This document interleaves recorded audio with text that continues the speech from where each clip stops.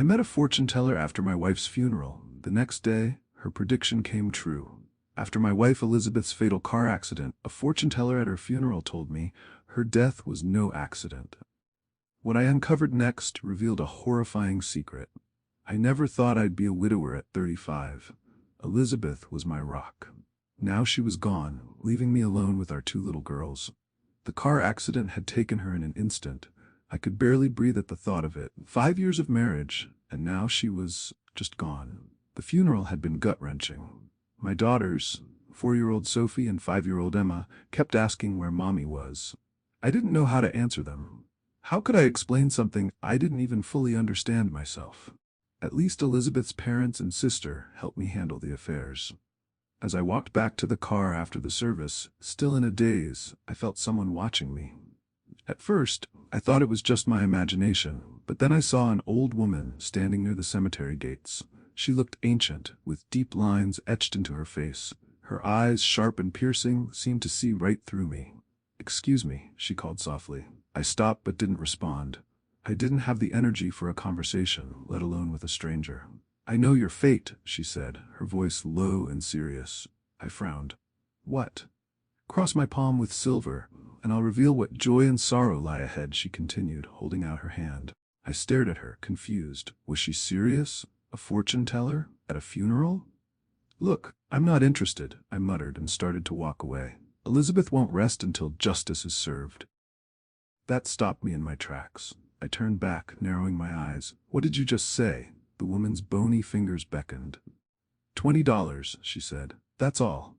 Normally I would have ignored her, but I was numb, too numb to care. $20 meant nothing to me at that moment, so I handed her a crumpled bill. Her hand felt cold as she grabbed mine, her grip stronger than it looked. She didn't take her eyes off me, and for a moment I felt exposed, like she could see all my pain. "Today you lost someone dear," she whispered. "Yeah, no kidding," I snapped bitterly.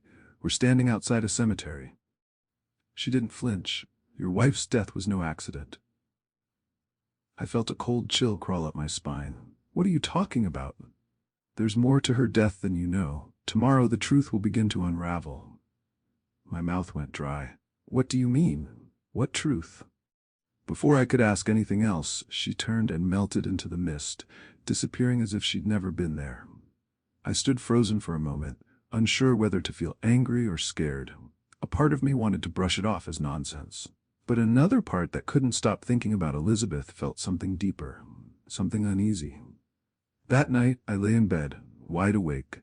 Every time I closed my eyes, I saw Elizabeth's face, her laugh, her smile, her soft voice telling the girls good night, and now she was gone. But the fortune teller's words haunted me, circling my thoughts like vultures.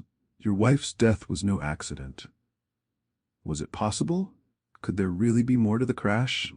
I sighed and got up, heading toward Elizabeth's things. I needed to feel close to her, even if it was just for a little while. I sifted through her purse, her notebooks, her clothes. Memories of her were everywhere. Then I found them. The receipts from the car rental service. "What's this?" I whispered to myself, turning the papers over in my hand. We had 2 cars. Why would she need a rental? Suddenly, the fortune teller's words echoed in my head again. "There's more to her death than you know." I stared at the receipts, my heart pounding. Had Elizabeth been hiding something? The next morning, I couldn't shake the feeling that something was terribly wrong. The fortune teller's words echoed in my head. "There's more to her death than you know." I didn't want to believe her, but the car keys I found in Elizabeth's things wouldn't let me rest. I had to know more. I called Elizabeth's best friend, Sarah. She worked at the garage where Elizabeth had her car serviced. Maybe she could help me make sense of those receipts. "Hey Sarah, I need to ask you something. Strange." I started, trying to keep my voice steady. "Of course. What's going on?" she asked, sounding concerned. "Did Elizabeth mention anything to you about renting a car? I found receipts, and I have no idea where they're from." There was a pause on the other end of the line. "Actually," Sarah said slowly, "she did rent a car for an outing to the beach. Your both cars are in the shop for repairs, remember? But why didn't she tell me?" I wondered aloud. "She wanted it to be a surprise," Sarah replied. "She mentioned she would return the rental after the trip. You can contact the rental. Here's their number." I thanked Sarah and hung up, but my mind was racing. Something wasn't right. I needed answers. I drove straight to the rental company, my heart pounding in my chest. When I explained the situation, the manager pulled up the records. "Sorry, man, we never knew about the accident. The car was returned without any visible damage, so we accepted it," he confirmed. Her sister Karen brought it back. I felt the ground shift beneath me. Karen? Why would she do that? And why would she repair the car first? "Is there anything else in the records?" I asked. The manager scanned the screen. "Just the standard details, except, the car wasn't driven much, only a few miles added to the odometer." None of it made sense. I left the office in a daze. Why would Karen return the car? What was she hiding? I needed to talk to her, but I knew I couldn't confront her on my own. I went to the police. I didn't want to believe it, but the suspicion that Elizabeth's death wasn't an accident was growing too strong to ignore. I explained everything: the car receipts, the rental, the fortune teller's eerie prediction. The officer listened carefully. "We'll investigate," he assured me. "You see, initially we focused on clearing the scene and determining that it was a tragic accident caused by brake failure. The investigation hadn't seemed urgent at the time, especially since there were no witnesses, and Elizabeth was the only person involved. We took it as another unfortunate accident." The next few days were a blur. I barely slept, my mind racing with possibilities. Could Karen have been involved in Elizabeth's death? I thought back to all the times she'd been there after the accident, offering sympathy and support.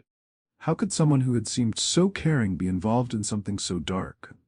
The police worked quickly. They inspected the rental car and found something horrifying: evidence of tampering with the brakes. My heart sank as the truth began to unfold. It wasn't long before the police uncovered more. They found that Karen had taken out a life insurance policy on Elizabeth just a few months before the accident. She had forged Elizabeth's signature, making herself the sole beneficiary. I felt sick to my stomach. My wife's death hadn't been an accident. It was murder, and the person responsible was her own sister. The betrayal was too much to bear. When the police arrested Karen, I couldn't even look at her. The same woman who had cooked meals for my family, sat with me in my darkest moments, had been the one behind it all. She confessed during the interrogation, admitting that she had tampered with the car to make Elizabeth's death look like an accident. All for money. She had been counting on the life insurance payout to return the loans she took to fund her lifestyle. I thought about the fortune teller again. Her words had come true in the worst possible way. Your wife won't rest until justice is served. Elizabeth hadn't been able to rest because her death had been planned. Coldly. By someone we trusted.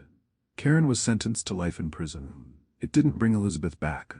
But knowing that Karen would never hurt anyone again brought some measure of justice.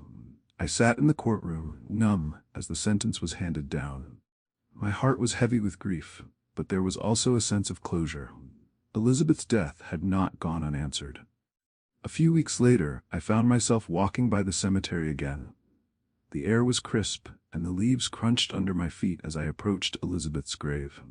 I thought about the fortune teller, the mysterious old woman who had known more than I could ever have guessed.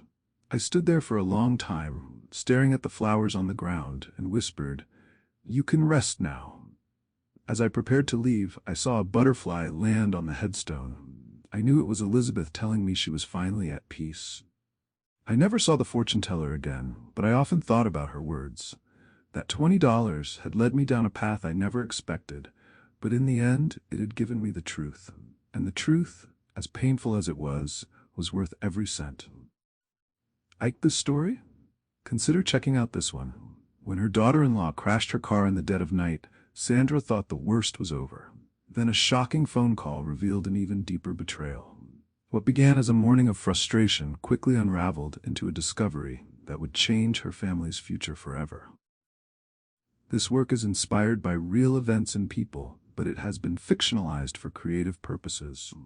Names, characters, and details have been changed to protect privacy and enhance the narrative. Any resemblance to actual persons, living or dead, or actual events is purely coincidental and not intended by the author. The author and publisher make no claims to the accuracy of events or the portrayal of characters and are not liable for any misinterpretation. This story is provided as is, and any opinions expressed are those of the characters and do not reflect the views of the author or publisher.